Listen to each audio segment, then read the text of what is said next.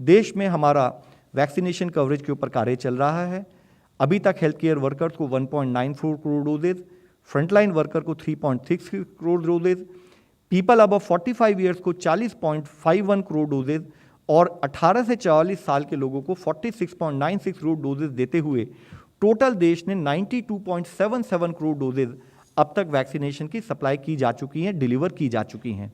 जिसमें हम देखते हैं तो पाते हैं कि 67 करोड़ डोजेज फर्स्ट डोज के रूप में और 25.75 करोड़ डोजेज सेकेंड डोज के रूप में दी गई हैं, जिसमें मुख्यतः हेल्थ केयर वर्कर और फ्रंटलाइन वर्कर की जो कि हमारे प्रायोरिटी एज ग्रुप्स में आते हैं, प्रायोरिटी कैटेगरीज में आते हैं,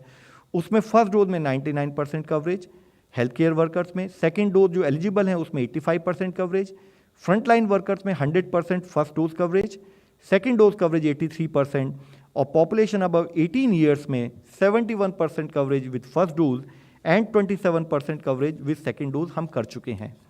और इस पर निरंतर हम कार्य कर रहे हैं। इसमें मुख्यतः जहां national average of first dose coverage देश का 71% है,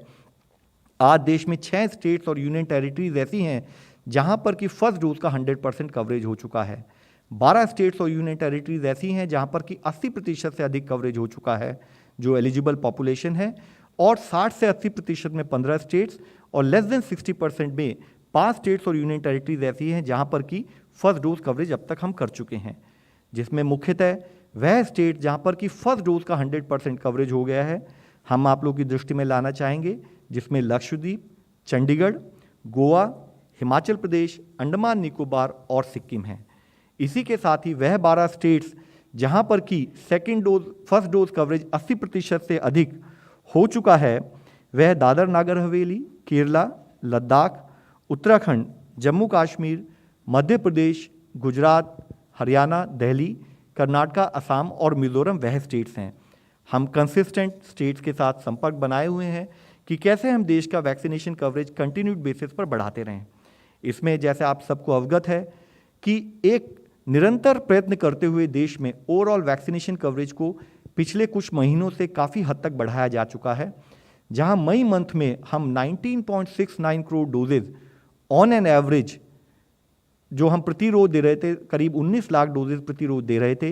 वह जून में बढ़कर 39.89 लाख डोजेज पर डे हुई और पिछले महीने हमने 78.69 लाख डोजेज पर डे के औसत से देश में वैक्सीनेशन किया।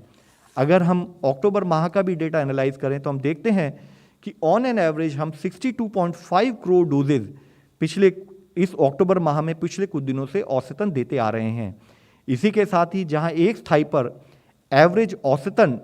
डेली डिलीवरी हमारी बढ़ी है, उसी के साथ साथ एब्सोल्यूट नंबर्स में भी देश ने एक अच्छा मानक स्टैब्लिश किया है। जहां मई मंथ में हमने 6.1 करोड़ डोजेज दी थी देश में टोटल, वह पिछले महीने का अगर हम डेटा देखें तो 23.6 करोड़ डोजेज देश में दी गई और अब तक हम 3.75 करोड़ डोजेज दे चुके हैं। एक स्थाई पर हम कोविड वैक्सीनेशन मैनेजमेंट पर काम कर रहे हैं, दूसरे स्थाई पर इन्फेक्शन प्रिवेंशन पर काम करना भी उतना ज़रूरी है। उस समय पर हमें यह समझने की, हमें यह एनालाइज करने की बहुत ज़रूरत है कि हमें यह देखना चाहिए कि अभी भी ग्लोबली हमारे कुछ एरियाज ऑफ कंसर्न ऐसे दिखते हैं जिससे लगता है कि हमें कोविड पर अपनी लड़ाई को निरंतर जारी रखना पड़ेगा।